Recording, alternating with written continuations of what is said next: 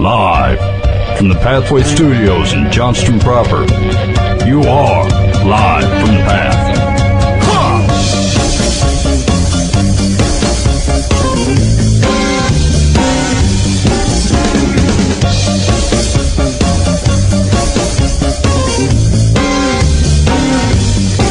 I am a working man, I get things done. Work for the Holy Ghost, work for the Son. On this festive holiday evening. Hey, I've got a question. Okay, let's have it. How long have we been doing this thing? Let's see. It'll be 6.5 years. Holy moly. I was looking at the intro thinking, some of us have aged. Yeah, that's true.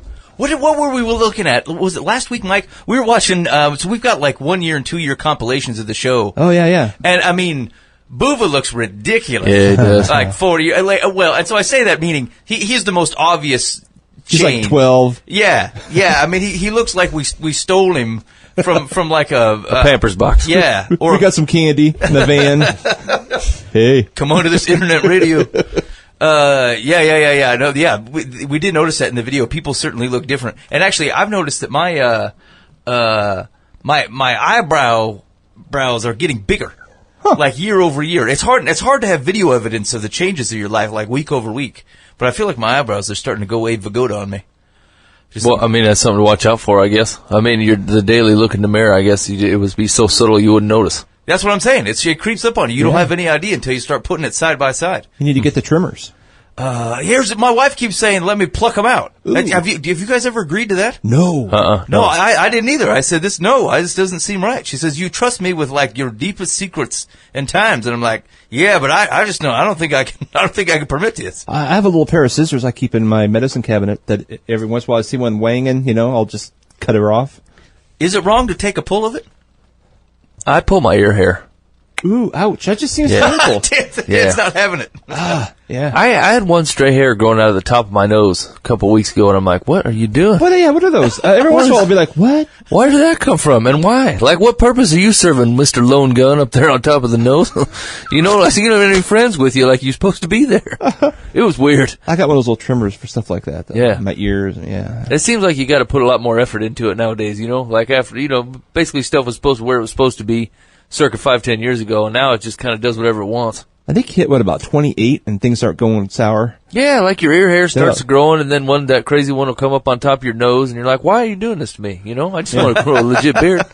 All right, you've been listening to Live from the Path. Here's what we got going on the show tonight. Dan is back from Zimbabwe. Yes. Sounds like a cool trip. So we're going to catch up with him, find out, I don't know, what that was all about, his takeaways from the trip, what it means for how we can react to situations in the world and what that means for, the local ministry, after kind of engaging in that interaction with folks. So interested to hear about Dan's time in Zimbabwe. Also, we're going to catch up on, last week's, Good News Changes the World. So the thought is that if the gospel is to change the world, are there tangible ways in which that could be reflected in some of the prime discussions of the day? Last week, our topic was healthcare, and so the question is like if I ignore everything else and just re-look at the situation through a healthcare lens, through a gospel lens, and say what could this look like, and in what ways that we're able to control can we interact with this? And so I have a couple things I wanted to touch on from that, an article this week that I thought was interesting, if maybe right, maybe not. But anyway, I thought we'd talk about that, and then next week we'll introduce our next Good News Changes the World topic. And our goal really is to not only engage in this conversation, but find people that are trying to solve the problem through that lens, or at least interact with it, hopefully locally. And then we're going to try to talk to them and say, like, how is that working for you in the realm that you can control? How does good news help shape the world and change the world in tangible ways that a lot of people are arguing about? So anyway, that's kind of the goal with that. We'll touch on that a little bit, and then next week we'll kind of move on to the next topic and see if we can find some people to discuss that with us. And we'll keep dragging some folks in here that we can find interacting to get some more information. Yeah, that's cool. Okay. Okay. So I think then we got some advice on Dear Life from the Path. Yeah, it looks like a freshman then going into college is trying to decide what she's going to do in the year in between, and the mom's trying to decide whether she wants to stick her nose in it. Oh, so, okay. Stuff's up for discussion. I feel like we should get in on that. Yeah. I think we'll be experts. Yeah, that's no doubt about that. I've parlayed both times. Okay, well, so Dan, tell us. It's the first time you've been able to talk to you since you've been back. Tell us a little bit about the trip. Like, why did you go, and like, was there an organization involved, or what was the trip about? Right. Gosh, where do I start with this whole thing? I connected with a group called Hippo Valley Christian Mission, and it's really because a guy I only knew through Facebook passed away. And he was like a moderator of a group that I'm in, and they were talking about how he was a great guy and everything, and of course everybody says that, when someone dies, right. or that, and I thought, I started kind of snooping around, thinking, oh, he really was kind of a cool guy. Anyway, in his honor, they started, Hippo Valley Christian Mission had a scholarship fund set up, where for $100 you could fund a Bible college student in Zimbabwe, tuition, room, and board for a month. Oh, cool. And I thought, man, $100, that's like, it's way better to train them there than for me to go there, and be like Mr. Missionary guy, Sure. Always go with the indigenous people, right? And so I did that for a little while, and then I just kept snooping around. We actually had the stateside director come out to our church and kind of introduce the whole ministry to us. And they have this Living Proof program, which is a sponsorship, kind of like your Compassion, the different ones out there. But it's a lot smaller. They have like a total of 1,500 kids. So it's a much smaller organization. There's practically no overhead, it's just a handful of people doing this. And $20 a month, and you get them into this Hippo Valley has Christian schools. Within each school, then they'll start a church, and kind of spread out from churches from there. They'll plant new churches, and they have some medical clinics. They have an orphanage, the Bible college. They're doing all this stuff. And I started listening to this guy when he came to speak to us, and I started corresponding. And they're like, it's not one of those missions where they just kind of keep happening and you don't hear anything really productive. It's like they're just like growing like crazy. They're reaching kids. There's thousands of children coming to their schools and their churches, and they're discipling these kids. And they're taking them out of the rural areas where no one's going and nobody cares about. And I was just totally excited about this. So we have I think 30 families from Pathway that sponsor these living proof children. Yeah. And anyway, last November at a convention, a missionary convention, I had a face-to-face and said, dude, I want to go out there. I want to see. I think that's the responsible, if we're going to pour this kind of cash in it, because then the church also started putting a lot of cash in it. So we're putting a pretty good chunk of change into this Zimbabwe deal. And I thought, I want to see firsthand, is it legit? And you can make, a good salesman can make anything look good. And, so that was really part of the plan of me going out there. Also, it was my daughter Shanna and I went. It was kind of a scout team because we're going to have another team go next year. So we jumped on with a separate team that was already formed. And the purpose for this trip, a little context, the Living Proof program, the sponsorship, and all the schools they have spread throughout Zimbabwe, once a year they have a conference where all these teachers come in that are part of that program, and the pastors from those churches that are in the schools, they come in, and it's a training and encouragement, and kind of like any conference, it's like a shot in the arm, like, hey, what you're doing is really, really important. You're changing the future of Zimbabwe, and if these children, you're changing their eternities. And so it's thanks for what you're doing. Go out and do it with excellence. Go out and do it with everything you've got. And so I liked that too. So it wasn't like it was again the indigenous people doing the work, but we were encouraging them. Do they speak English? The more rural you get, the less they speak. I think it's called Shona. Huh. Yeah, so most like the songs, we never knew what they were singing, unless we get some interpreter to give us, some hints. The more toward the larger towns, they spoke pretty good English. We could communicate with a lot of people pretty well. And then we always had interpreters with us if we were, like I went to a church and preached and we needed an interpreter. Yeah, that was what I was going to ask, is like if you ended up having to, preach or talk to somebody, like if you had somebody just repeating everything you said. Right. I did that. But at the first thing I spoke at this conference, And they did not need an interpreter because these are all the teachers and the pastors, and they're more educated. Yeah. And they knew English. I did have a tendency to speak kind of fast. I was a little excited, I guess. No, I understand completely. Yeah. I'd be like, okay, sorry, I'm talking too fast. And look at me like, yes, you're talking too fast. And Did you? I mean, Dan, is that your first interaction with an interpreter? Like someone interpreting what you're saying? you know, it's funny. People have asked me that, and I don't remember. In China, I think or it had been Taiwan. I believe I did. But it's one of those things that it must have went okay because, you know, it's just like there was nothing special. You just speak a little slower and they say that sentence, you know, and you go back and forth. So it wasn't like a traumatic, you know, an interpreter. It's just. I mean, did you have any interaction where they spoke quite a bit longer than what you said and it made you nervous? Yeah, there were times I kind of wondered, what's he really saying? Is he trying to get to what trying to get to the point of whatever the sentence was? But he's actually a guy I know. It's crazy. It's a small world. Zebedee is his name, and I've known him for 30 years.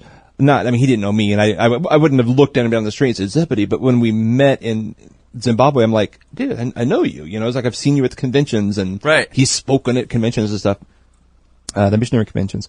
So yeah, that was kind of cool. It's like now we're like buddies. But anyway, that was the first part of the trip. Was the conference. That was like 2.5 days, and we had a college professor with us who teaches education. So they did some creative education things for the teachers, and we had several school teachers there that could kind of share some of their experiences. A couple of us were pastors. So it was a good mix of a team. Then we did a couple of vacation Bible schools where we went out into the schools, the rural areas, and everything's at least a 2-hour drive. It might be 20 miles, but it's 2 hours because the roads are that bad. It was insane. I can't even begin to describe, and no one could have described it to me until I got in there, and you're bouncing. I mean, you're literally going up and down the hills within the road, the flat road. Right. And we even had a tire fall off once. That was fun. Wait, it just fell clean off? It fell off, and and we were like in the middle of nowhere, and I'm thinking, okay, we're in Africa. I don't know. Is there a lion over there? I mean, I was like, I don't know. So I'm like walking down the dirt road. My mind says jackal. Yeah, exactly. What are your thoughts? Yeah. Elephants. So I'm walking down this dirt road looking for lug nuts, and we found them. They were like about a mile. Oh, man. A mile. Crazy. But I tell you what, the vacation Bible schools, they're insane. We had 1,500 kids between two schools. The first one was closer to town. It was still rural, but they spoke English pretty well. They interacted pretty well. The second school we went to was more rural, and they were a little intimidated. Some of them have never seen maybe white people. Right. I mean, it was under British control just 20 years ago, but a lot of them have left, and so there's not just a lot of white people around. And so especially the kids, probably they may have never seen one. And then when you're the size of Goliath walking around. I remember I got out of the car and took a step, and the whole entire crowd of children took a step back. That had been awesome. It was awesome. All the guys were like, man, I wish I had the video camera going. It's funny to think that, like, when your car broke down and you were walking down the road, like, if you were run into a child, they would be more worried about a Dan Hudson than a jackal. Exactly. Oh, that's my friend Bob, the jackal. Yeah. What is that? That's great. So it was fantastic. These people are full of grace. They're full of joy. They have nothing.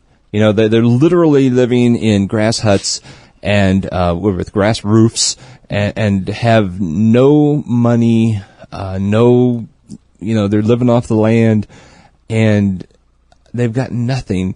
And in a really pretty oppressive government, right? And yet they'll break into song and their eyes brighten up and they smile like nothing. I mean, they're just excited to be alive, and that was just kind of cool to see that and to be a part of that. They're really intentional about training children how am I saying this? Like, okay, my first impression was the teachers and the pastors. Yep. And the thing's about to start, and somebody just starts singing, and pretty soon they're all standing up and they're clapping and they're dancing, they're smiling, they're just worshiping and loud. You know, this may be 60. It's not like a huge, it's not that many schools, right? And it is loud and in full harmony and just gorgeous. I have no idea what they're singing. And it's kind of an echo thing, like there'd be a couple gals that would lead a thing and everybody would kind of repeat it.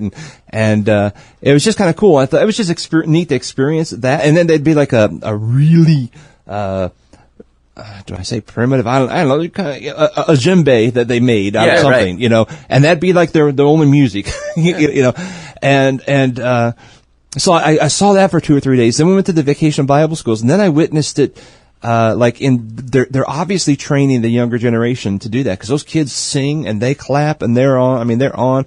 And I just noted just the way like the girls did something or the teachers would do something and the people would echo that, they were totally training what they're going to do as adults. Yeah. And then I saw an older crew, high school age, went to an orphanage, and there was a whole mixture of the kids there, and I saw like the high school girls leading some music, and I thought, man, that's like a mini version of what we saw before. I don't know, it was just kind of cool to think they totally train them from childbirth on how to celebrate life. And sing and worship, and I thought, man, we missed that out. We don't do that.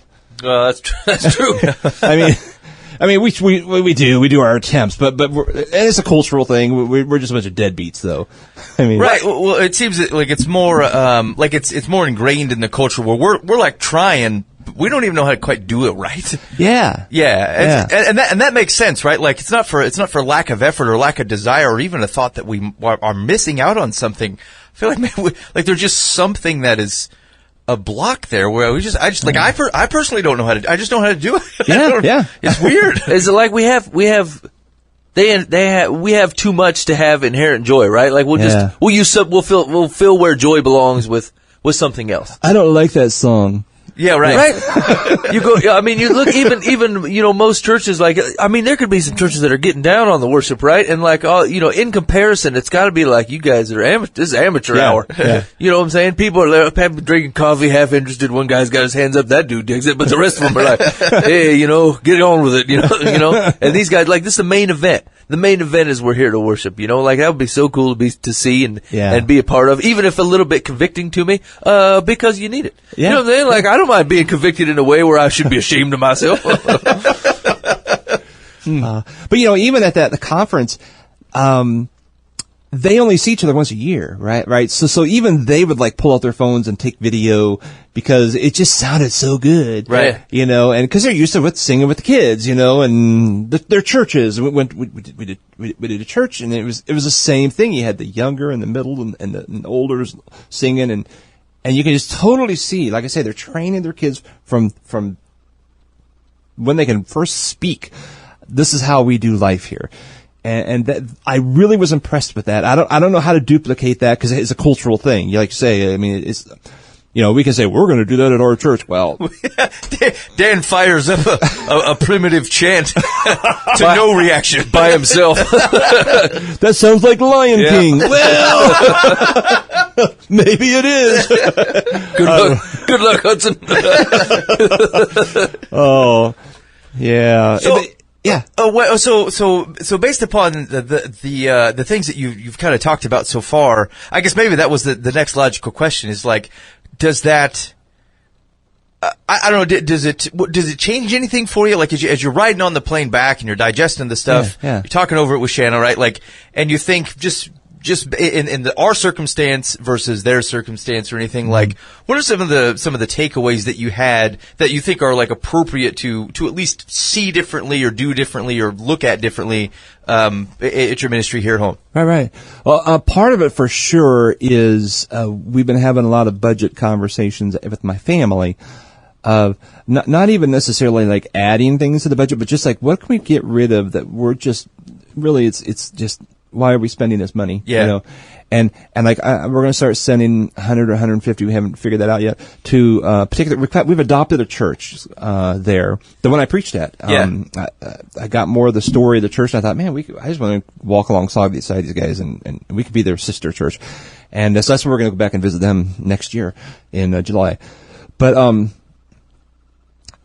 going to send them $150, whatever, and that's going to like revolutionize them. They don't want, we don't want to just throw money at them, but I also want to make sure the preacher's being paid enough, and they're having the funds to do what they need to do to function. Right. You know, so that he's not out there trying to figure out, man, how I'm going to feed my kids. You know, it's like, I want to make sure you're fed and you're taken care of. We're not talking big dollars. I mean, Right. At top, they're making $500 a month. I mean, that's a good living wage there. They're getting paid $300 right now. And so I'm going to add to it to bump them up a little bit. So that's just a stress. Really, it's more of just a stress relief off of him. Because Zebedee, my buddy there, said he was very impressed with how this guy has been working. I figure he knows. What do I know? You know, Right. I'm there for a week or for an hour. and how can you not trust a man named Zebedee? I know. You know? I mean, it just sounds trustworthy. Yeah, it does. So yeah, we're looking at, like, I have a storage unit that I've had probably for 4 years, and it's been at least 2 years since I've been in it. Right. You know, I'm like, well, and they keep raising the rates. It's like $150 a month now, and I'm like, I don't even know what's in it. Yeah. Well, that needs to just go, you know, because right there's the $150. There it is. Right. You know, that doesn't even, like, I'm not even sacrificing. It's like a perfect metaphor, right? Like, here's all the stuff you're holding on to Yeah. that could be there to benefit somebody else. And you're like, man, that speaks pretty plain. I mean, Okay. that's literally a life changer Yeah. for them. And for Yeah. me, it's just like, it's $150. I like grumble, that stuff, grumble. I think. I don't know. So, you know, there's that, you know, looking at, I mean, I don't like feel guilty that we have air conditioning. I Sure. don't feel bad for our culture. I thoroughly enjoy living here. So that's not a thing. But I think of how little it would take, a little effort on our part to really, revolutionize, you know, them. I laid there one night.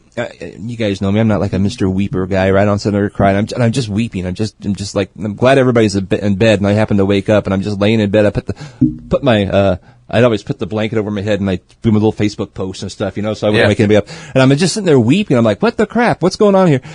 And I was having this heart to heart with God. I said, God, I will, if you want me to, I'll move here. I mean, this is, you know, I was having a big enough connection with the people. It was like, I was basically just, I guess, making sure I could verbalize to God, I'm letting go of everything. Right. You know, I mean, I plan to retire from Pathway Church in Johnston, Iowa. But if you want me to move to Zimbabwe, I'll do it. In our little heart to heart, he was kind of pointing out budget things for me, like, well, dude, you know, you don't know the language. Why, I mean, don't waste your time. Right. I got people here who know the language, the culture, the nuances of, you know. Yeah. All the kids are afraid of you. Yeah, exactly. You're a beast. Stay in America. There's a poster of you right now on a village wall. A very crude drawing. So, yeah, I mean, that's probably the biggest way that I've since returning have really evaluated, like, as far as change, that I need to make. I need to simplify my life and be more generous, and be more, we can impact some people with very little effort. Yeah. You know? I actually had that conversation. I think we were talking about it within the last few weeks, just out of some Bible study, and it was like what we run into is, I think, is folks feeling guilty about wanting to do gospel work and feel like they're making a difference in people's lives, and they're like, well, you know, am I supposed to sell everything I own? Am I supposed to, like, live in a smaller house and whatever? And I said, like, and one of the things I think to react to that is to say, sometimes, like, you don't need to move to a third world country. There's people there, but you can come up with $200 way faster than they can. Yeah. It's okay to be the resources, man. Right. If money is easy here, then distribute it easy, right? Like, if you can get it faster than they can, if you can help them build a well, if you can help them, you know, fund a pastor, if you can help them feed children, like, yeah, you could quit your job and go over there and take another share of the crops and sympathize with them, or know that, like, you can get money very, very easily. And as much as we can get blinded by it, we can also, like, if we use it correctly, to do very, very cool gospel things throughout the world. So, I mean, thank the Lord He's put you in a place where you can get easy money. Don't keep it. Right. Right? Just distribute. But, like, it's okay. It's a right use of resources to say there's a lot here. I will take a lot, and then I will distribute it out. Yep. Yeah, that's a good point. And I think something that we, like, I think there are a lot of times when we approach Scripture, like, we do people grasp it and say, look, I will give all this up if I have to, or if God wants me to. And, like, a lot of times God is saying, no, I got you in a place where you can procure cash. Yeah, right, Do it. right. Yeah. Do it and send it to somebody who really needs it. Like, they don't need any more sympathy or a guy that can, hug them while they are starving. Just fix the starving problem with the money you have. Exactly. All right. So I was looking it up. In case anybody's interested, you can go to hippovalley.org/living-proof. Or there's a link to Living Proof on the front page of hippovalley.org, and you can get in on the Living Proof sponsorship program. It's $20 a month, and it goes directly towards the evangelistic efforts within the 27 mission schools, and toward the forming and operating of the Living Proof clubs, and that was focused on Bible learning and leadership development. And I think that's a cool thing, like reflecting on the stuff that Dan had talked about. Is, not only is there obviously good work going on, but like there's a right thinking that you need leadership, right? Like you need to be able to train folks, you need to be able to, so that stuff can keep going, without trying to go in and break up the culture. You use the culture as it sits and otherwise provide some direction for it and then let it ride. And so that's pretty cool. You can get it on that for $20 a month. The kid, they'll take some of the money to fund for like future education. It costs to go to high school, and the fees. I remember there's a guy, like we were sending money to Pakistan to help with some kids that are in that are low income there, because like they have uniforms there. Like you have to own the uniform to go to the school, even in rural Pakistan. And so like you got to buy the uniform. They need books and stuff, and like no one's providing that. If you don't have it, you don't have the books or you're not allowed to go to the school. And so like a very small amount of funding allows 5 kids or whatever to be able to go to school that month. And so like part of what they do with your $20 is they put it aside in an account to be able to help with high school fees and additional education down the road, scholarship opportunities. Then they get a Bible and a shirt and all kinds of cool stuff associated with that. So that's $20 a month. You can get in on that. That's hippovalley.org /living-proof. So it was really cool. We were at one of the schools where a couple that we were in our group was sponsoring a child there. And the teacher brought the child to them just so they could meet, and because they've been praying for him, and they brought some gifts like shirts, the socks and things like that. And it was so cute. The couple was sitting in a chair, 2 chairs, and the little girl came up and kneeled down and said, "Thank you for my shoes, and thank you for my uniform." And she started listing off a few things, and of course they're just in tears, like, "Oh, sure, go here," and.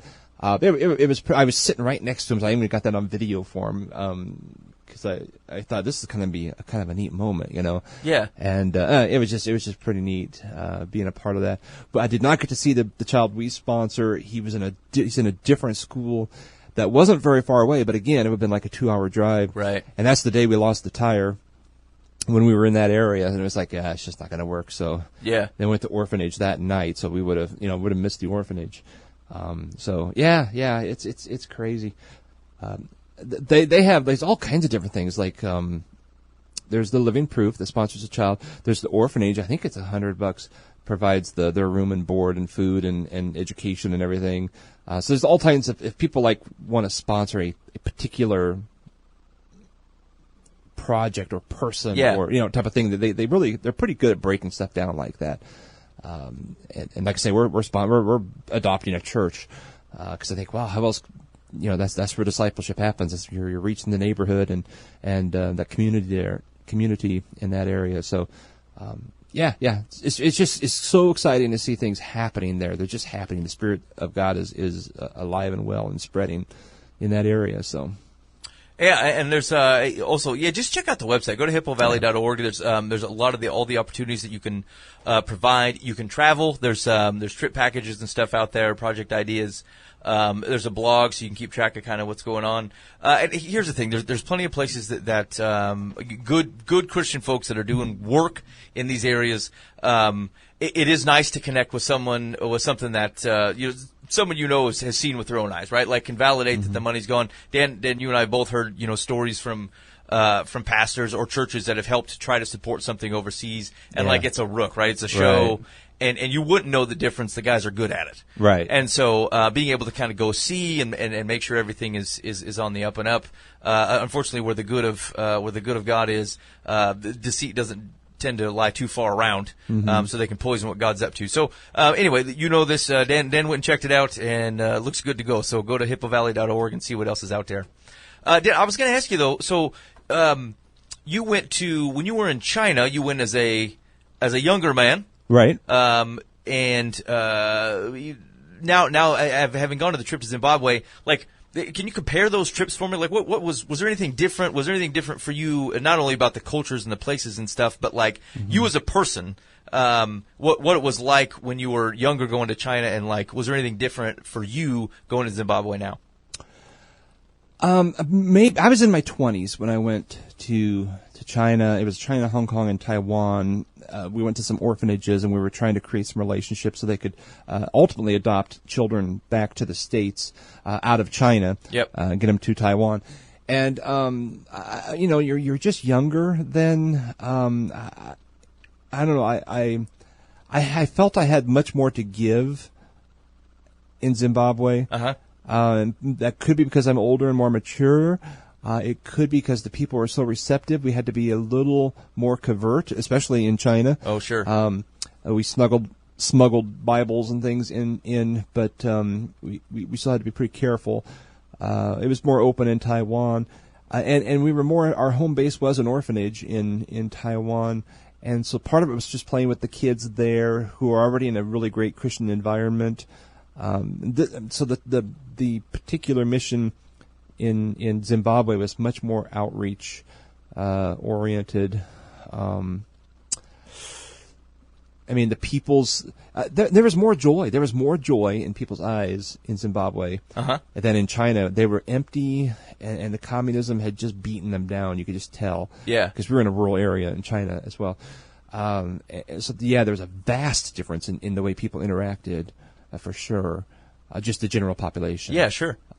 We in Zimbabwe, we would drive by and wave, and just the fact that we were, white people and adults that were waving, the kids they would squeal. I mean, they were just so excited, and they giggle and jump up and down, and oh, look at the white people. The interpreters told us what they were, saying, but it was a happy, right. No, so it wasn't like freaky or. So we spent. I just drove down the road waving at everybody, like a prince of the parade. Exactly. So what did you teach on? Like, was it intimidating to walk into a culture like that, and like you were going to speak to them change, or was it an easy thing? What did you teach on, and how did it go? I did the same sermon at the teaching conference as I did at the church because different crowd. Yep. And they had set the theme, "Arise and shine, if your light has come," in Isaiah 61, and so we had to speak on that theme. So I talked about being light in the world, basically making disciples, and just Jesus said, "You are light." Not try to be light, you just are, and so go out and be Jesus, to people. And I think that's pretty universal, but it was intimidating thinking, I don't know, just the little things. Like I had a little turkey hunting story, because I did it here the week before we left. Yeah. And so I called my Zimbabwe connection. I said, do they even know what wild turkeys are? Right. I don't want to give them some big story and they'll be looking at me like, what are you talking about?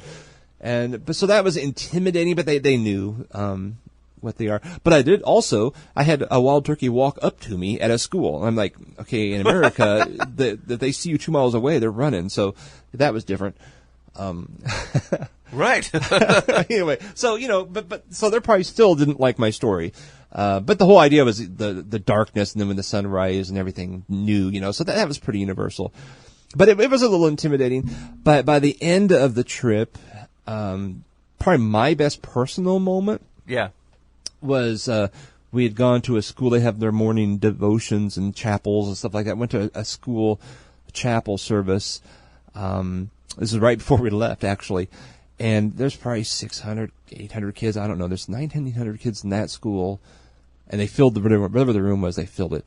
And I had been with them enough to kind of get them a little bit. They do a lot of shouting and repeating. And if you engage the crowd, they will engage you. Yep. And we talk about Proverbs and stuff a lot here. I thought, I'm going to do the whole, I had like a 5-minute preparation, right?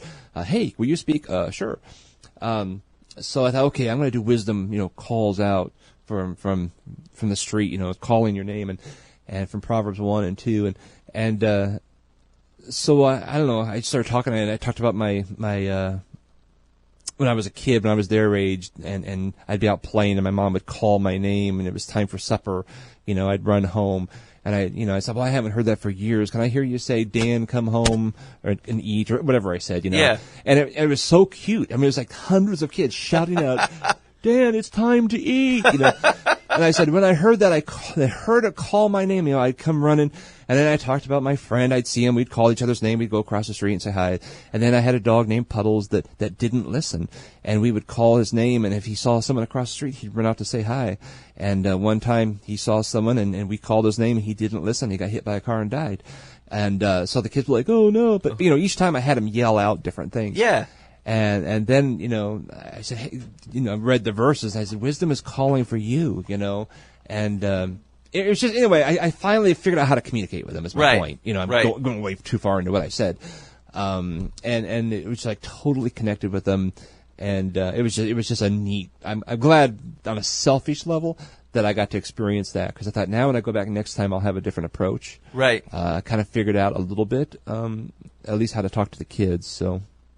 So it's a pretty good crowd for I don't know, for interaction, right? Like they're paying attention, they can respond back to you, and it sounds like they're kind of energized by that type of thing. And they're totally narrative, which I had heard understood that, but it's like that they don't want a 3-point outline and 4 poems or something. They want a story, with a point and a movement and And I knew that, but I still didn't do well. I didn't feel good about my little sermon thing.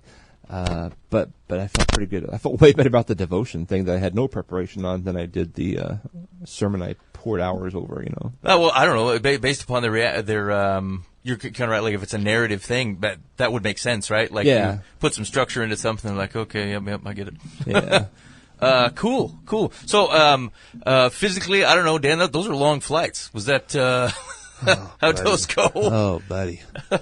So yeah, we go from Des Moines to Chicago. That's what, hour and a half, whatever. Chicago to DC, which was, what is that, 2.5? I can't remember. And from DC to Ethiopia, that was like a 13.5 hours. And then there was another 4-hour into Harar, Zimbabwe. Then there was a 6-hour drive that we hadn't prepared for through the potholes. Right. That was killer. That we had died by then. It was actually worse on the way back though, because we went from Harar, the capital of Zimbabwe, back to Addis and Ethiopia, and then we flew. It was a 17.5-hour flight from Ethiopia to Dublin, where we stopped and refueled, but they didn't let us deplane. We just sat there on the runway for an hour, and then on to DC, and that was brutal. And I only got up once. I got once the whole time. I thought, I should probably go to the bathroom at some point. And it was when we were stopped, and I was in line. It was about my turn to go, and she's like, you have to sit down. They're fueling the plane. And I'm thinking, well, if it blows up, does it matter if I'm standing or sitting? That's true. I wasn't sure about that. At least I'll be comfortable. Yeah, I'd be comfortable. And then that was, it's not like I couldn't, you're in a plane, you can get up and walk around in those big old honking planes, but I just didn't. I was by the window, I had to crawl over people, I just didn't. And I thought, that was pretty miserable. 17 hours just sitting in a 2-foot cube. It's pretty bad, and you're right though. Like the way back, so I and Boova's not here, but he would have kind of had a similar experience. I think when I went to the Philippines, it was about that. It's like 16 hours or so from where we go, Detroit to China, and like the first one's exciting, and you're like, I don't know, there's plenty of movies to watch. You're like, this is great. That ride on the way home was just awful. Yeah.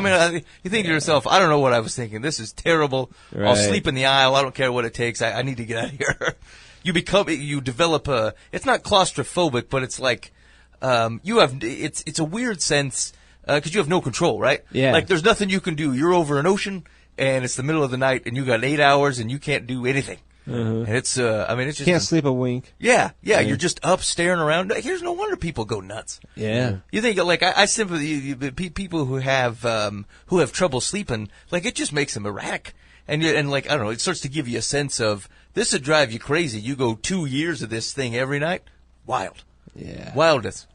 All right, so, sleeping all right though, Dan? So we were talking a little bit before the show started. You had a hard time sleeping while you were there. Yeah, I chose the wrong bed. and it just wasn't a comfortable bed. I figured out later on I could put some not air mattresses, couch cushions on top of they're like two little 2-inch foam mattresses is what the mattresses are. And then it was on top of like some planks of wood that were separated by 6 inches or so. So it was just really uncomfortable the first couple nights. And the cushions helped, but they were like 2-inch cushions too. They're not like big fluffy cushions like maybe you have at home. So I had 4 inches of foam, which did help. It helped tremendously. But they're 7 hours ahead, and it just took me about a week and a half to get. So I'd actually sleep all night, and that was about the time we turned around and came home. So it took another week and a half or so to get my bearings here. So, yeah, I didn't sleep a lot. All right. Well, Dan, it's good to have Dan back. Dan, sounds like a really cool time. So, would you say a recommended trip if people are thinking about something like that? Oh yeah, absolutely.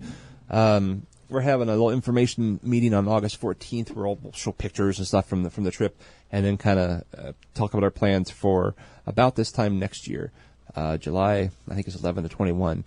We're going back and do some vacation Bible school stuff again, and so. No, so I know I thought of a question when we were talking about that vacation Bible school. So like, is this for people or kids that are at like a particular school or something, or do they like bus them in? Do they walk in? Like, did they come in from like around the villages? Yeah. Now the ones we did a couple weeks ago were at the schools, so they had walked. Some of these kids walked 9 miles to school a day. Dang. At least half of them don't have shoes. So they're walking. Yeah, and of course they're not sitting there whining about, I don't have shoes. They just don't have shoes. I mean, right. It's just how they are. So it is a big deal when you do the living proof thing and they get shoes, because they do love the shoes once they get them. But so they were kids at the school. We just basically took over the school, and I don't know if other people came for that day because they knew we were coming, or I don't know the background, but I think they were just the students there. The one we're doing next year will be at a local church, where they will reach out into the neighborhood and bring in children. And from other people's experience there, we'll probably have several hundred at that too. I was talking to a guy today who did one, I don't know, a couple years ago, and there are 80 people pre-registered, and like 200 showed up, and all these kids were like in the bushes watching, and my friend's like, well, what are they doing? He goes, well, they don't know what we're doing. They don't know what a VBS is. And he says, well, invite them. So he, spoke the language, and they all started coming in. Then all these adults, it turned into a revival outside. Basically, everything that happened in the 60s really well in America is really effective there. Oh. So revivals, VBSs, and he even said today, if you had a bus that you could take to Zimbabwe, they would grow like a weed. Wow. Because it just, everything that worked in the 60s and 70s totally works there. Huh. Yeah. What's the spiritual climate in Zimbabwe? And you don't have to speak for the whole country, but like at least in I'm the an area that you're expert in. now. Things that I've been there recently. It is, this was a little surprising to me. It is very denominational. Uh-huh. Like there were some pretty fancy, Catholic buses driving around. Oh. And I don't know if that was for locals or Catholics that were coming and traveling. I don't know about that. But everything there it's big to be part of a club, to be part of a group. Some churches even have uniforms. Every school has uniforms. Right. So it's like, I'm going to be the Methodist, and they have the cool uniforms or something, then they'll be part of that group. And so they've been heavily, this is my assessment, and I could be totally wrong here. Again, go back to America, the 70s, where there's lots of people going to church, but not everybody like really Jesus people. Sure. I think that's what's going on. And that's why people I think it's a pivotal time where the culture could slide and follow what we did, or there are people very receptive to the gospel right now too. Which is, I guess, why I'm so passionate about going back and hitting this next generation, because we can totally change that culture. Obviously, there's several who don't go anywhere to anything, but yeah, it's heavily denominational. But that's all I know. I mean, I don't know how deep those roots are. Sure, yeah. You know, a lot of times the denominations will send money overseas, and then when you get on the mission field, they're all like, whatever, we're just Jesus people. But I don't know if that's what it is there or not. I can't say from experience. So, And I heard a similar description of China from, like, there was a missionary that had written a book, and it was similar. He had gone to jail, and things were going real well. It was like it was more of a grassroots effort. They were I can't remember, it was Brother Young. And so, like, they were part of the Back to Jerusalem movement. Like, we're always like, hey, we're going to go to these people groups and help them meet Jesus. And the Chinese Christians are like, hey, somehow between here and Jerusalem, things have gone awry. We're heading back. And we're going to evangelize on the way back to Jerusalem to make sure the whole path is kind of taken care of. So anyway, he said we'd gone to prison, and like 7 years later, he came out, and he said, like, the whole communal aspect to it and the whole kind of, like, pure focus on Jesus had gotten a little bit jacked up because foreign missionaries started coming in and denominationalizing the areas. Yeah. And so then you got in an argument because, like, the groups, strong groups that tend to evangelize or, like, spend the money to send missionaries tend to be hardcore on theology. So, like, you had, like, Pentecostals and then Reformers who'd like poured into China, and now they're fighting over, hey, there aren't miracles like this anymore. And, like, the Chinese people who had seen some of these things are like, they're no longer asking, do you follow Jesus or are you a Christian? They're like, what denomination are you? And the guy was pissed when he got out of prison. He's like, what happened when I was gone? Yes, we can use resources. Yes, we can use training. But, like, whatever happened here is culling the herd here. It's dampening the movement because of some of the things that people have now kind of changed their identity to be shaded by one thing or the other. So it was interesting hearing that from him. And it sounds like you run similar risks, I guess, anytime you start kind of pouring different ideologies in different places like that. Yeah. You know, there is a pretty extreme Pentecostal vein going through the place right now to a lot of really hyper spiritual things. Like when I was speaking at my conference thing that I was at, there was a church. I think they figured out it was about 4 blocks away. That was so loud, you could hear the preacher. I mean, he was just screaming the whole time. So who knows what he was saying? But I thought it was like someone across the street, like a drunk or something, but it was actually a church. If he was hopeful, it was a Pentecostal. If he was upset, he was a Southern Baptist. Yeah, exactly. It was, and it was kind of overpowering our little conference because we didn't have any sound systems or anything. It was just a group of 60 people or so. Right. In a little brick building, but that's going on. There's some. I don't know if I want to use the phrase "new age," but ultra spiritual, not Jesus stuff going on too. I wish I would have taken pictures of that. I didn't because I didn't want to take too many obvious pictures driving down the road. Because they have like little turbans on and stuff. They're not Islam or anything like that. It's some spiritual religion thing, and they'll just camp out in like I don't know. A section, like a lot, like a house lot, a piece of ground along the road, and that just becomes their church gathering place. They'll never have a building or anything, and people will come there. And the guy I was talking to, Zebedee, was saying they will, if it can be typhoon season, and they're still going to be there, and they're going to be doing whatever it is they do, And wow. The people come, and like it's like really oppressive too, and it's wild because like it's like. There's no money to squeeze out of these people, So right. So what's it for? Yeah. I mean, is it just I think it's a power trip for the people leading these. There's some type of guru guy or something. But like every mile or so, you saw another group, going down the road. You gotta appreciate their tactics, I guess. I mean, at least they're hardcore. They're hardcore. They're not half sold in. Man, isn't that the deal though? Is like everywhere you look and you're like, those guys are jacked up. It's Mormons, Jehovah's Witnesses, Pentecostal power folks, some kind of weird spiritualist somewhere, but they're beating the streets. Yeah, they're spending time, they're spending money, they're causing people to follow them, and you're like, what the heck? Here's the deal. Evil is motivated. Yeah. I don't mean to lump that whole group as evil, but you understand what I'm saying, right? Like evil is motivated, to work harder, work faster, commit more resources than good. And we're on the other side of the good, who are like, I can spare a few bucks here and a couple minutes to help a guy. As long as it's not inconvenient. Right. And evil's, hot-footing it. Yeah. They're looking for ways to pervert it before the good can get there. And frankly, you sound like old news. You're not offering fancy cars. You're not offering, prosperity. Like, you're just offering true things. And you're like, well, yeah, but we heard this lie, and it's pretty tantalizing. Yeah. The prosperity gospel's pretty hot there, evidently. Dang it, the Pentecostal, here's the deal. They sent people everywhere. Yep. They generated a lot of money, and they said, meet the nations. I tell you this, you want a church that is willing to commit bodies and money to missionary work, it's friggin' Pentecostals.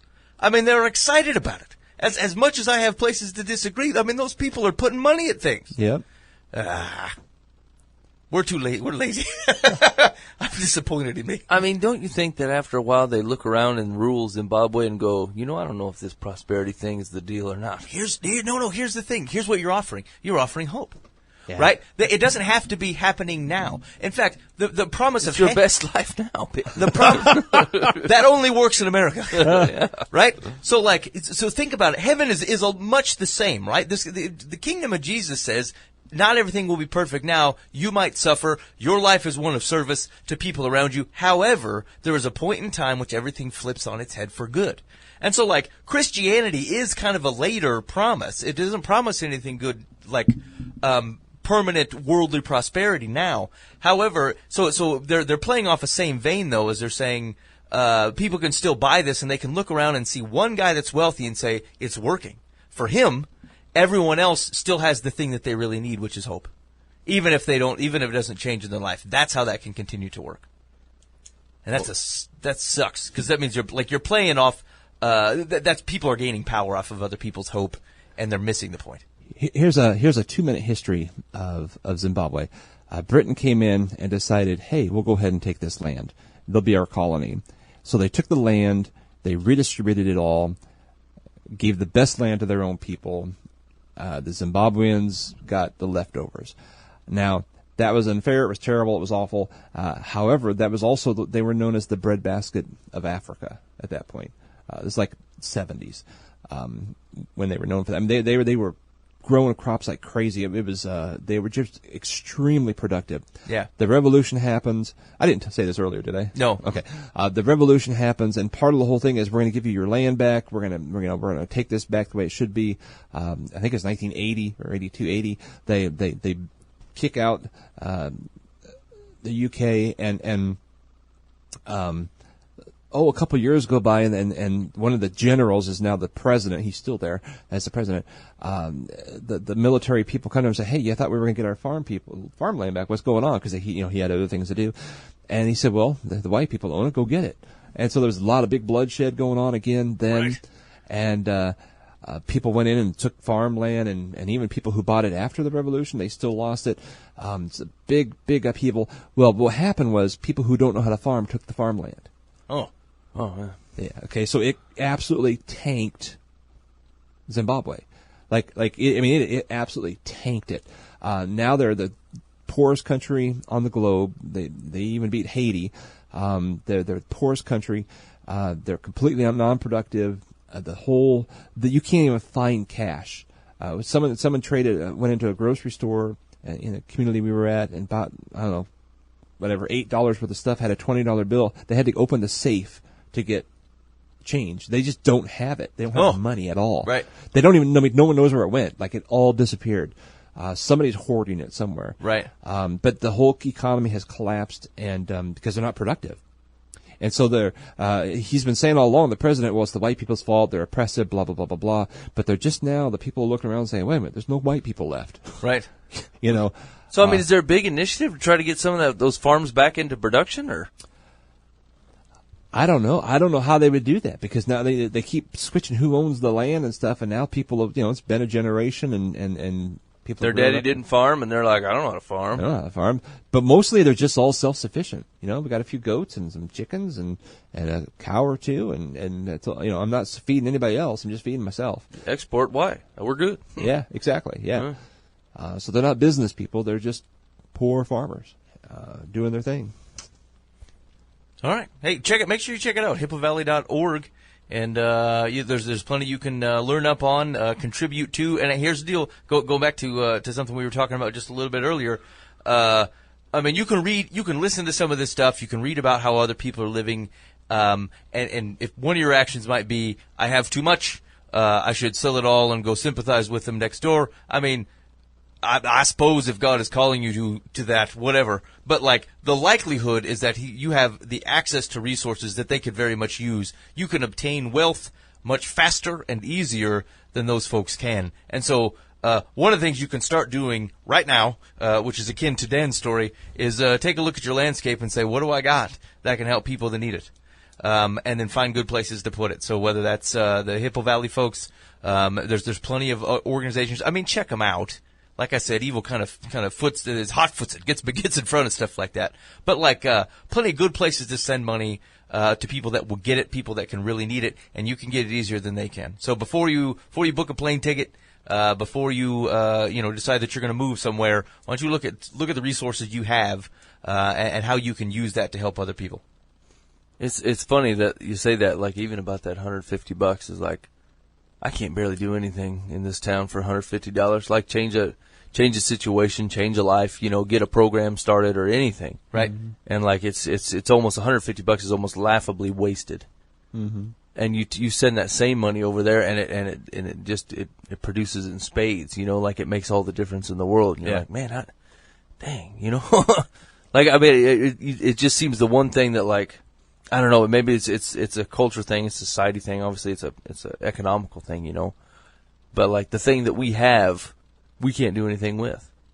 We have money here, and it doesn't matter how much you throw at it. It doesn't seem to actually turn a difference. Like know, but like you take that same money, what they have joy in nothing, and the money's actually the icing. Like it's the blessing it was intended to be. You know, and we're like, man, the stuff that we got here, we can't. It doesn't matter how big of a place that you get or how extravagant a VBS you have or whatever. You know what I'm saying? It's still the joy of Christ that does all the legwork. God does the growing. Right. And so like, I don't know. It just occurred to me when Dan was talking about that. I'm like, that's true. We can get money if we need it. Do we need money? We need it, right? And then the same thing's like, if we needed to get a group full of dudes together and worship, boy, that's tough bull. You know what I'm saying? Dang like, it, Mike, that's true. You know how many phone calls I got to make and how many schedules? I ain't gonna make it. Or, I got other stuff going. Or we don't have the right sound stuff. You know what I'm saying? Like, everyone's bailing on it. Can't make it to the park or, whatever. These guys are throwing it together with a couple 5-year-olds. They can pull it off like nobody's business. And then, we're like, but we got lots, we got money. And we're like, I don't know, just, even though like, Dan said, you don't want to come back home and be like, this air conditioning's of the devil. You know what I'm saying? Like, I don't think that's the point I'm getting at, but like, it just seems like, I don't know, you get so far past something and go, man, I've missed it. To realize you're on the wrong train, going the wrong direction, still screaming about being on the right train, I don't know. It's convicting. I didn't even go. I gotta find the podcast. I think it was a guy who had a sports talk show on HBO for a while. Is it Bill Simmons? It might be Bill Simmons. Anyway, he interviewed a guy who started a charity for wells, digging wells. And like the dude basically was like a rich something or other, young executive type, if I remember correctly. And then he goes on a weird bender, like alcohol, like driving drunk. He's got booze in his car, hot footing it to Canada or something. That's my word for the day, apparently, hot foot. Yeah. And so he has some sort of God experience. Like, the podcast kind of it runs over this, but like, the way the guy's talking about it, he's run into Jesus, and it's basically, you need to do something different. And so the guy ends up using all his I don't know, skills or whatever, to figure out how to start wells places. And here's the thing, is like it doesn't just help people get clean water. It completely changes their economy. It completely improves their family lives, because like, you have women traveling miles and miles and miles alone, in multiple dangers, primarily from men in the area. But like long places where they're not home with their kids or whatever, because they're going to get water that will likely kill the children by the time they get it back to them. And so like, listen to this guy talk about wells, and like, it was very little money.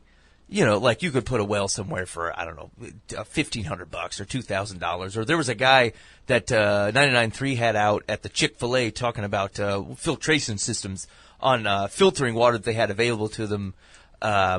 And like, I mean, it was dirt cheap for like solar powered filtration that would run for 5 years and feed a village of 50,000 or something. And you're thinking to yourself like, I'm solving weird problems here and like things that I can't make movement on.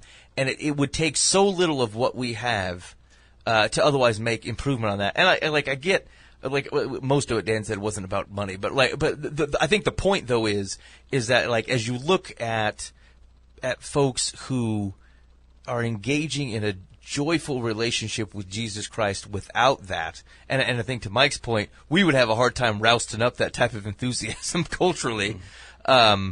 You know, I wonder if part of the ways that we get there is being able to give and serve in that way for other folks, in those types of situations. Because if that might be one of our blindnesses, well then if we open our eyes and start to make the movement, then you know, maybe that kind of gets you back closer to square one. Yeah, and you know, and I think it's some of it is like, you know, we'll look at the thing and say, look, that's just not our culture, or I just don't do that. I'm like, what the heck? Why not? You know what I'm saying? Like, your culture is defined about however you act. That's how they define the culture. So you don't like it, you don't put the change on it. I was born a stiff white guy. My daddy was a stiff white guy. Yeah. My family who came over on the boat were stiff white guys. We just don't do that. I don't know how many times that I've said, like, you know, I just don't do stuff like that. Only to think about it, like, 6 hours later, I'm like, why the heck don't you do stuff like that? What kind of idiot steps inside a quagmire of a hole and be like, yeah, I just step in holes, and that's what I do. I live in it. I don't get out of holes. It's just not what I'm built for. You dummy. What do you mean? It's ridiculous. All right. Anyway, like I said, hippovalley.org. Go check that out. Maybe jump on the train and find something that you can put your money to. And here's the deal. If you say you don't have money, that might be true. But you're also looking at that in relative context. I would look back at my life over the last 10 years and go, oh yeah, I just don't have money. I bet I can come up with something. Right? Like if I just look out at my landscape and figure out relative to what money might go to, I got it or can get it. I can Uber a couple nights a month and fund a well. Yeah. You know what I'm saying? Like there's options. Here's what would be funny. If friggin' Uber got overran by Christians looking to do charity work. Like all of a sudden you got 10,000 people over a tri-state area who are flooding Uber drivers, because they're like, we're building wells. We don't know how else to get money. So we're going to drive 2 nights a week. Yeah. We could keep Uber or Lyft or whatever in business with charity work. It's just a thought. Jump on the wagon. I thought about going back to Target and working like 5 hours a week, and that'd just be my Zimbabwe money. Yeah. And then I thought, I think I'm wasting more than that. Yeah, possibly, yeah. So anyway, that's true, right? Like you can always, I always try to solve my problem by like I'm going to add a job or work. I'm like, I can't do that. Stop it. As I snack on some donuts or whatever I just bought, and I thought, well, there's $1 I probably could have saved. Bummer. All right. Anyway, you're listening live from the path. Thanks for hanging out with us so far tonight. Hey, if maybe you have questions for Dan, you can shoot us. You shoot it to us, info@livefromthepath.org, and I can get it to him, and he can answer any questions that you might have, or hook up with him on Facebook. He's easy to find. He's the big white scary Dan Hudson on Facebook. I think you'll be able to pick him out. So anyway, I'm sure he's got more information or can help with any questions you might have about the organization, about the trip. Or whatever, because I mean he's an expert. He's a world traveler. I mean, we're talking China, Taiwan, Zimbabwe, Dublin. Yeah, there's not a place Dan Hudson has not been. There's an Inuit somewhere who hasn't heard about Jesus, but Dan's targeting him next. All right, shoot. So here's the deal, Mike. I think we're gonna have to hold healthcare till next week. Okay. Which is good anyway, because the guy I don't know. Did you guys have a chance? The article was long. Did either of you read it? No. I didn't either. I forgot about it. Then I saw it the other day. I was like, oh yeah. Yeah. And I still didn't do it. That's okay. So maybe if you try to read it this week, I'm going to try to see if I can get a hold of the author and see if we can Skype him in. Because it'd be interesting to have him talk about it and be able to answer questions as opposed, because like, here's what we do. We always read an article from a guy and then we describe ways in which he's not got it right. And he's not here to defend himself. Yeah. So maybe I can find this character and he would be willing to come on and we can at least talk with him about it. Cause I think there's an interesting interaction. There was another, article on the same website, and it was about, it was a slightly different website, but the conversation was being had there. And it's like the uprising of people who are using the word socialism in a way that like makes someone from 20 years ago, I mean, throw up. They're like, you're throwing this around like this isn't an evil in the world. And it was just an interesting conversation about how people view that word. and what its implications are. And then this guy was kind of part of that discussion. And then from there, I tied back to his discussion on healthcare, and it makes me think that some of the way we look at things comes from either negative or positive reaction to governmental structures, and that's what the exercise that we're trying to go through is supposed to help with, is to say, is there any way I can eliminate all that for now, and calling it a reality, like you have to deal with the political structure that's in place, but like if nothing was here, what would gospel work look like in this arena? And then let's rebuild from that point of view and say, now I have to understand our government works like this, or these are the things we can influence. Now what can we do? And so I thought his voice was a very interesting one as part of that conversation. So I'll see if I can get it's Matthew Loftus. Maybe I'll share the article this week and we can talk about it for next week. That'd be cool. Yeah, Mike, what do you got? Dear Life from the Path. My 18-year-old daughter has just graduated from high school. She has now informed me that she's not going on to college, like we had previously discussed, and becomes upset when we try to talk to her. My question is, should we let her make her own decision about this and pay for it for the rest of her life, or continue to push her into some kind of life skill set? Wow. Well, that's your dichotomy of options? Was that the end? That was it. Oh, wow. From life skills. I mean, are they paying for college? I didn't say. I mean, because if they're not footing the bill, I mean, is she living at home? Yeah. Yeah. So, I mean, that's a real dad thing to say. Be like, you're going to have to get some life skills. it's a little cheesy. I mean, some people subsist as pickpockets, so I mean, you're gonna have to be more specific, I guess. I mean, just an adult, I would say control the things you can control. If you have a stipulation to say, look, we're willing to allow you to continue to live here rent free or for a minimal amount if you're otherwise doing this. If you're not going to do that, we totally understand, but it will impact your life in the following ways. You will not live here for free. I don't know, it seems hard to me. I mean, I've been on this kick for a while that like, if my child is passionate about something and it requires a college education, I think you should get it. If you're passionate about something that does not require a college education, I would not get it. I just don't see, you know what I'm saying? Like it's been the last, 30 years of high school where where they've got this big push is like everybody's got to go to college. And what you have is a bunch of people working, middle management, white collar jobs pulling in $50,000 a year and have, $100,000 in debt. Yeah. For something that they don't even love doing. Like I have a business associate's degree. I answer the phone at a customer service center, right? Like $12 an hour. I mean, I hear what you're saying, and I'm not saying that there's not life experience there's not people to hang around with, but I mean, you can find community in a mission trip to Zimbabwe and get more done if your goal is to if you want to just answer phones at the call center and make decent money. But I mean, you want to walk in there with $60,000 in debt just to say that you went to college?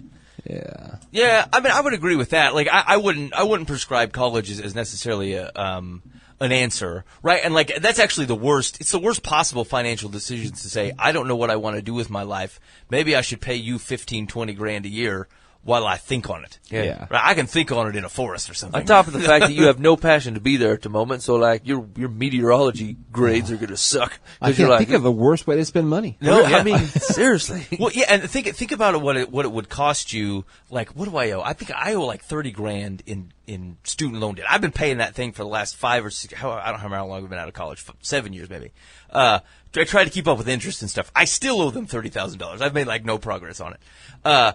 And I think to myself, like, I wasted it. And so if you think, let's say you took 5 years off and did not go to school and tried to figure out what it is that you were going to do. And then went to school and like did it focused and got your degree if you wanted to, or you found something else to do with your life. Like, that's just as good as not wasting $20,000 to go sit in a classroom somewhere to try to make that decision. Yeah. I know you look at your time and you say, I got to get my life started. Well, like, your life started whether you're in college or not, right? Like, you got to look at your life a little bit more holistically than that, and recognize that like that's not a value proposition, is to make a decision while you're forking out big dollars. It's a bad. In fact, it already commits you to a trajectory. It's too bad that Boob is not here to speak on this, because I mean, he did something very similar. Like, he went into the working world, and then now he's going back to school to finish up his degree because he knows what he wants to do. Yeah. Like, and I mean, same thing's true for Shanna, right? Like, she's going to be dentist or whatever. You can work on people. You got to go to school for that, right? You can't be a side of the road dentist, that bags groceries on the weekend. You know what I'm saying? Like, right. You can't do that, right? But like, if your daughter's like, listen, I was going to go to college and I mean, we just hear her out, treat her with some respect. Try to look at her not as your 5-year-old daughter who's trying to explain to you why her room gets to be dirty and she don't have to put clothes on today. I mean, it's a different conversation. She's 18 years old. I mean, just try to take your dad hat off or your mom hat off for a minute and just talk to her like she's another human trying to level with you. And I think that conversation's got to go different, right? I think she has a boyfriend. You think it's a dude? I think so. Dad says get some life skills that don't involve that man. Yeah, if that's, you think it's a hidden boyfriend, or he just didn't want to bring it up in the question? I don't know, but I think she has one. I think that's really the root of her issue. Dan says mystery man is the real problem. And maybe the dad just isn't smart enough to figure that out, or maybe I don't know. Maybe he didn't go to college. Blue collar dummy. Here's the deal. I feel like I can't think of anybody else that, Mike, did anybody else in our family go to college? No. Yeah. And so and as the guy that's done it, I don't know that I recommend it. It's hindsight, I suppose, to say that. But did you go because there was a girl? No. So here's why I went to college. I went to college because I was going to be a high school English teacher, and you had to have a degree. You had to graduate, you go through the teaching program. The college I went to had a 98% placement. So that once you graduate, I thought at least, I know it's a bit, I did 2 years at community college, and then I did 2 years at Simpson, which is a private school and it's expensive. But with a 98% placement rate, I thought I'll have a job. And as long as I have a job, and I'm teaching and I'm doing what I like, okay, I think this will be fine. And then I went through the process. I got to the last semester, and you were supposed to do your student teaching. Yeah. Yeah. And so, the deal with the student teaching is they're well, so you're going to do, you're going to work at the school during the day. And so I was working at the time. I was going to have to quit my day job. And I said, okay, but I'm paying you, I don't know what it was. It's $5,000 or $6,000 for this semester. I said, what happens to that money? And they said, well, we keep it. I said, I'm not even taking any classes here. Who are you giving the money to? You're not paying a teacher. Are you giving it to the school that I'm working for having to deal with me? And they said, no. And I said, well, this is ridiculous. Why don't you give it back to me? Stipend it back to me so that I don't have to work at the Taco John's at night while doing the schoolwork. I charge me whatever nominal fee you have to do to pad the pockets. I don't care. But don't make me pay you $6,000 for nothing. Compensate the school, give some of it back to me, and keep some for yourself. And apparently it's not a bargaining item. They don't. And so, I simply could not square with this. I thought, I'm not paying this. This is not I'm not going to do this. And at the same time, while I was kind of fighting through that, I found out, we were pregnant with our first kid. And I thought, yikes, I was going to have to take a pay cut to go teach high school English. And I thought, dang it. I don't mind that necessarily, but my wife, we were talking through, and thought my wife was going to stay home. And I thought, well, shoot, man, now we're single income. I do better if I just stay in kind of the corporate space that I had started in, call center style at the beginning. And so I stayed there. I ended up graduating without the teacher's certificate, but I had it's a English degree, basically. Which, it was English degree at liberal arts college. I mean, you can get that on the internet. Yeah. Arguing with people about what you think, how Mark Twain was racist or whatever. There's plenty of options. And so I walked away from it, and I thought, it wasn't a college experience. I was working. I was living, with my wife at the time, right? So, it's not like there was anything beneficial about this whole operation. It was just, I just owe them $30,000. And, to no really avail here. And but now here's the deal. Again, there's a combination of circumstances where I can look back and then say, maybe I should have skipped it. That's not true for everybody. There's a lot of jobs that require a degree. I'm very lucky that I'm in the job that I'm in, that they will continue to promote me without a degree. There's a lot of companies that won't. They'll say, look, we don't care what your degree is, and you could be a botanist for all we care, but you have to have a master's degree to get X job. It's dumb corporate stuff, but it's what it is. So I get it, but I just wonder. Mike Rowe's pretty big on this, the Dirty Jobs guy, talking about there's just plenty of work out there, lots of it, for people who don't in trade schools or people who don't have college degrees or don't need them. You don't need a college degree to do the work I'm doing. I could have saved a lot of money. So anyway, it's not a one way or the other, right? It's just look at your circumstance and don't shade the conversation by saying have to college or you suck. Yeah, and don't skip college because of some dude. Yeah. Okay, let's see what secular says. Secular says, your daughter may be burned out from studying. Rather than push her into doing something she is sure to resent, consider allowing her to take a gap year. This does not mean it should be spent resting on her laurels or her fanny. She might benefit from getting a job and learning what the real world is like. It would give her time to mature and, after spending a year in a lower-paying job, she may begin to appreciate the wisdom of furthering her education for the financial benefit it brings. Let me ask you this. Is the real world not relative? So, like, let's say you grew up in money. Like, your parents have money. Speak to me. This is how I grew up. Yeah. The truth is, like, in reality, you may not have to work like another guy who didn't grow up with money. Yeah. And never.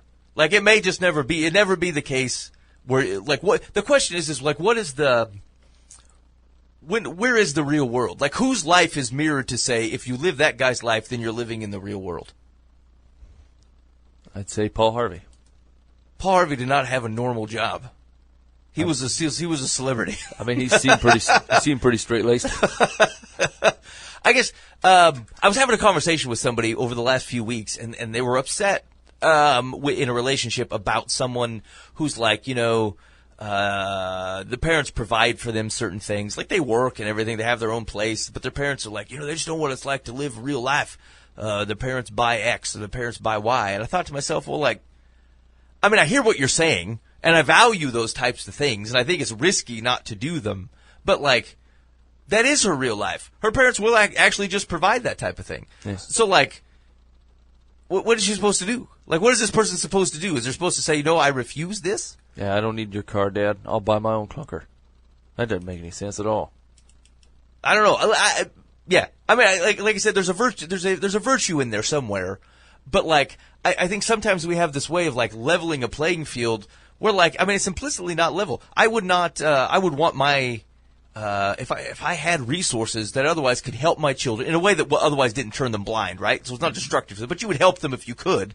Like, I don't know that I feel like they would have to say, hey, you don't live in the real world because your parents assisted you in ways that otherwise they wanted to and were capable of doing, but that otherwise didn't cause you some sense of entitlement. I don't know. I was just struggling through the thought process because this person was kind of upset about it, and I thought, like, I mean, that's a little unfair. You can't expect someone to actually, like, know how to live in a reality that is not theirs. Their reality is actually different. They grew up differently than that. Yeah, living in the real world means you live like me. Yeah. Yeah. It's like, well, but I live like me. Yeah, right. I live in my real world. It is a bit arrogant to think you are the walking real world. Like, whatever experiences I have is definitely how the world works. Exactly. Right, and usually the measure is if you do not have life as hard as I believe mine was, then you don't know reality. And, like, I think to myself, like, hey, the guys in Zimbabwe, they live real life. I'm like, well, their life is certainly different. And there are probably lessons to learn from that. But that doesn't make my life not real. It doesn't make Dan's life not real because he's got easy access to air conditioning and a comfortable bed here. And so, like, I just wonder if we ought to be a little bit careful about our sense of what creates a decent person in situations like that, because that's kind of what they mean. She's going to go off the rails unless she gets the reality of hard work. Is it possible that this woman's life could be productive and beneficial to society if she, and let's start with the basics here, she loves Jesus, is capable of spending a year doing mission work?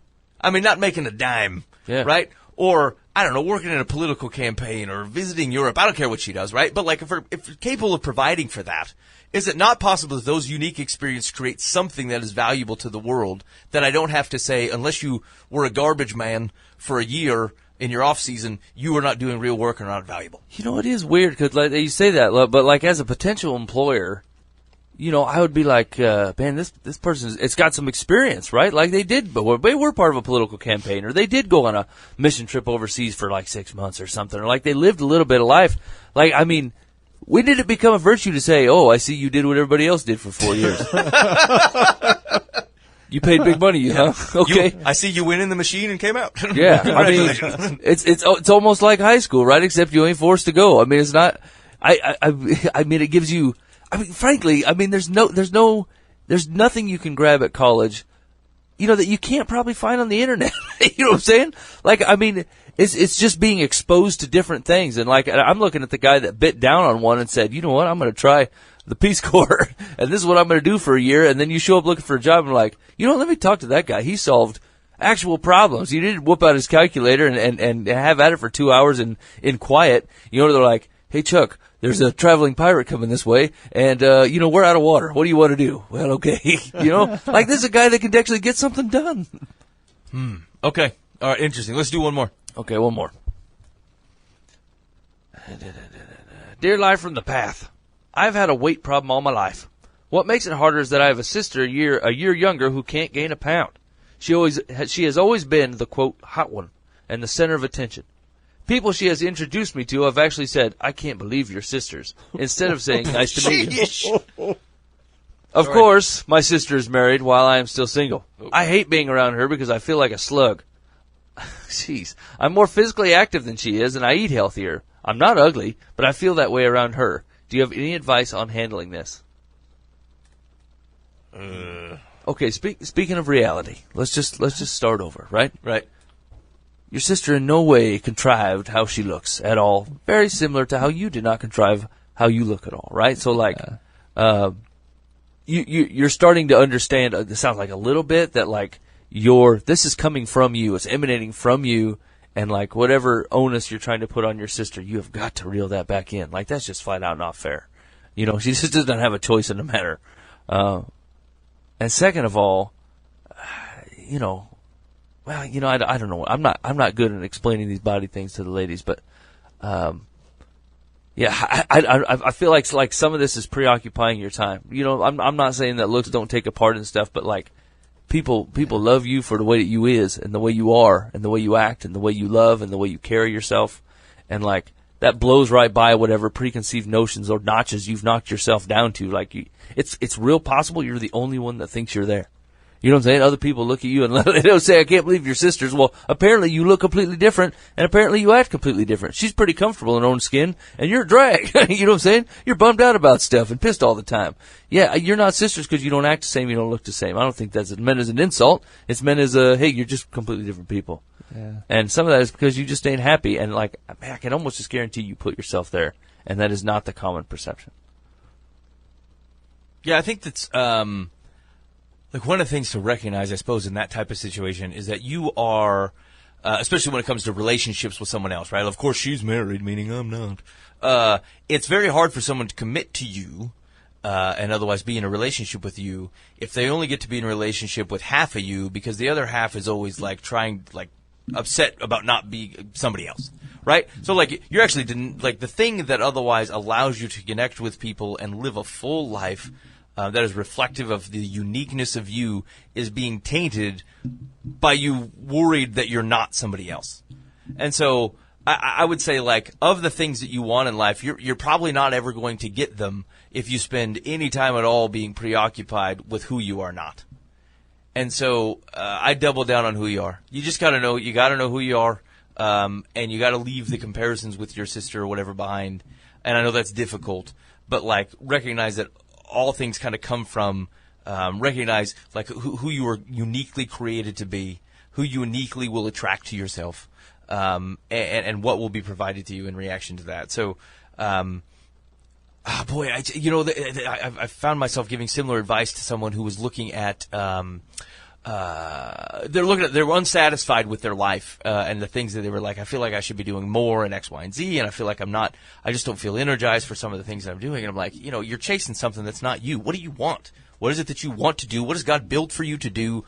What opportunities has He asked you to? And then go do those things. And like, if you spend any time chasing things that aren't kind of in your line, or like not doing the things that otherwise express who God is, the talents and the uniqueness of what God has created you to be, yeah, you're always going to feel like separated from everything going around you. And so you're just going to have to kind of embrace that thing and start living that life. And then I feel like a lot of that stuff will start to fall into place for you. Yeah, I mean, Ben, you've spent almost your whole life in the same situation. I feel like, yeah. I feel like people should listen to Ben. I mean, he gets it. He's got experience here. Real world. You know, it's hard to have a sibling who's awesome. It's just hard to wake up in the morning, you know. That is the deal. Like, I had someone had brought up my eyebrows and said, why can't you have nice, refined eyebrows like your brother Mike? Yeah. He's not even my brother, I say. I know that I wake every morning and I pray, dear Lord, to help Ben to feel worth something today. I mean, give him eyes for glory. give him, The truth is harsh. give him warmth when I block the sun.